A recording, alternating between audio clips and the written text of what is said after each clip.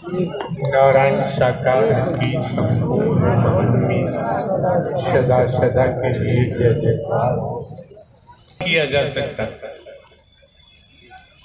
आयोजन करता महापुरुष है, उन्हें पूछो किस तरह से तन मन धन से समर्पित होकर आने वाले महापुरुषों की प्रतीक्षा में रहते हैं। संत जन आएंगे, महात्मा जन आएंगे, महापुरुष आएंगे, देवी स्वरूपा का आगमन होगा, देव स्वरूप का आगमन होगा।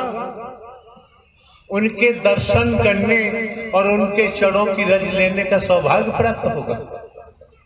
बिल्कुल आप लोगों में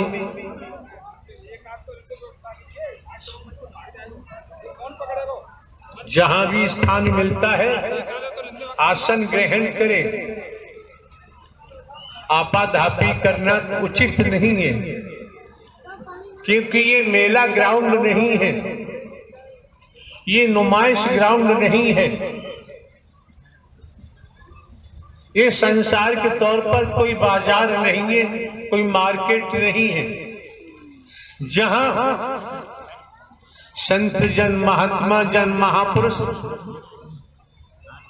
अपने चरण कमल डालते हैं, जहां आसन लगाते हैं, तो आप समझ सकते हैं हरि परमात्मा की कैसे रहमत बरसती है और रहमत को कैसे प्राप्त किया जा सकता है। ये आप लोगों में समझ होनी चाहिए।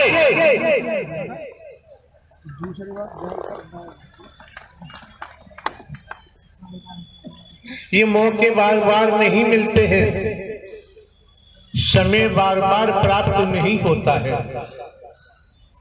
मौका मिला है, समय मिला है, क्योंकि जीवन के अगले क्षण का पता नहीं है, अगली सांस आएगी अथवा नहीं आएगी, जगत में कोई नहीं जानता। तो जो मौका मिला है, वक्त मिला है, और आप समझ सकते हैं हम भले ही साधु संत महात्मा नहीं है, हम भले ही बाबा साबा कथावाचक उपदेशक नहीं है, कोई रूप रंग हमने नहीं धारण किया है। प्रारंभ से ही हम थे घर का चौकीदार बनकर अपना कर्तव्य कर्म करते आए, कर रहे हैं। लेकिन समझना आपको है, देखना आपको है, परख आपको करनी है, निरीक्षण आपको करना है।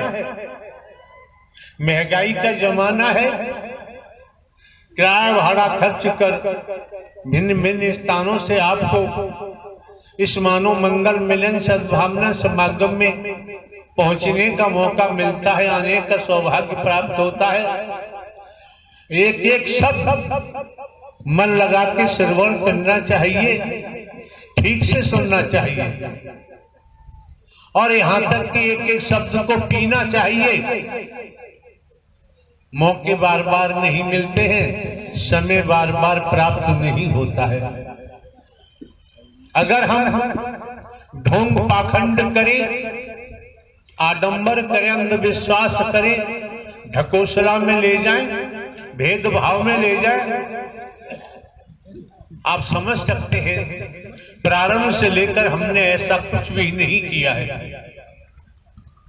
बहुत सी ऐसी बातें हैं जिनकी आपको जानकारी दी जाएगी, और ये भी दर्शा दिया गया है पहले ही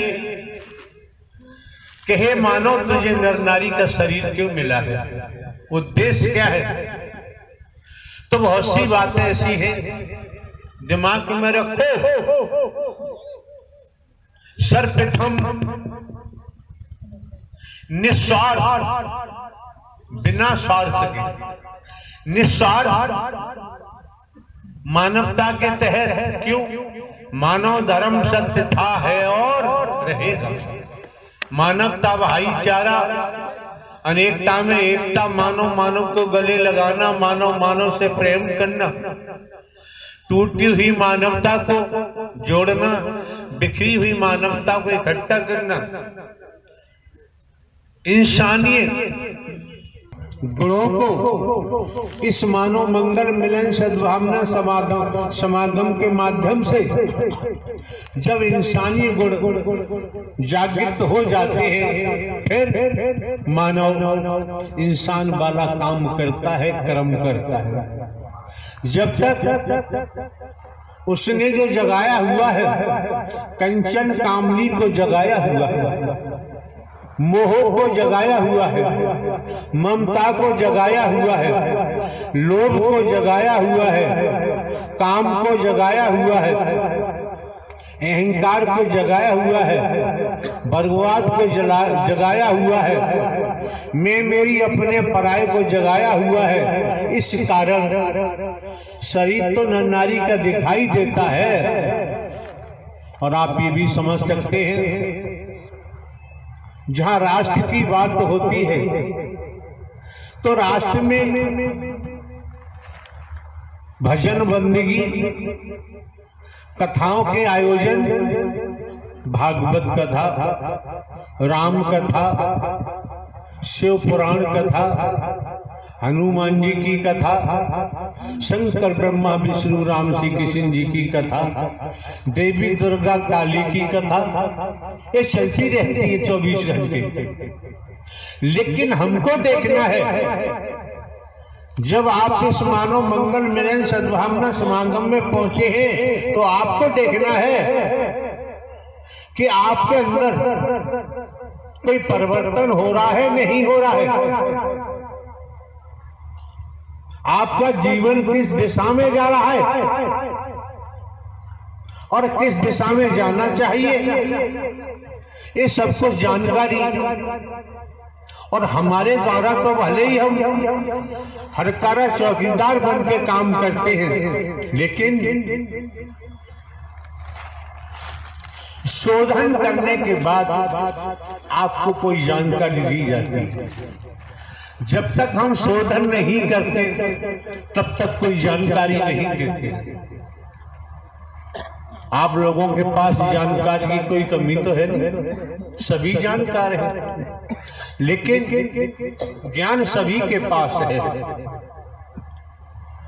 संसार की दुनियावी ज्ञान हर किसी के पास है, पेट भरने का ज्ञान हर किसी के पास है, और तमाम ऐसी बातें हैं। लेकिन हमें जो नर नारी का चोला मिला है, इसका उद्देश्य क्या है, ये हमें क्यों मिला है, किस लिए मिला है, इसकी जानकारी आप महापुरुषों को लगातार सद्ज्ञान दिया जा चुका है। उसके बावजूद भी घासीराम की फौज जैसी स्थिति निर्मित करते हैं, तो हमारा कहना तो यही है, जब आप सुनते नहीं, दर्शन के महत्व को नहीं समझते,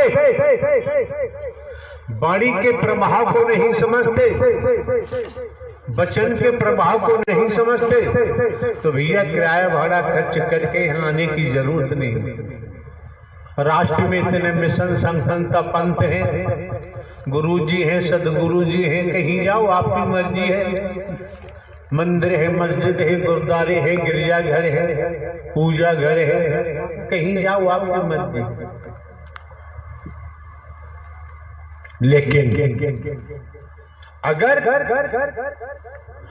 फौज में, सेना में भर्ती हो गए हैं, तो राष्ट्र के कानून का पालन करना ही पड़ेगा।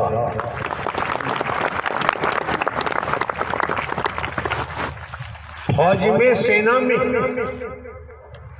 सक्षम अधिकारी का आदेश इसलिए मानना पड़ेगा क्योंकि वो अधिकारी अपने कर्म से बने हैं, लेकिन सरकार ने उनको पोस्ट किया। अगर सेना में तो कोई संस्कार से हम भर्ती हो गए, ट्रेनिंग भी की, अगर कानून का पालन नहीं करेंगे, जो हमारा उत्तरदायित्व सीमा पर बनता है, अगर हम वो नहीं निभाएंगे, सक्षम अधिकारी के आदेश का पालन नहीं करेंगे, तो दंड तो मिलेगा ही।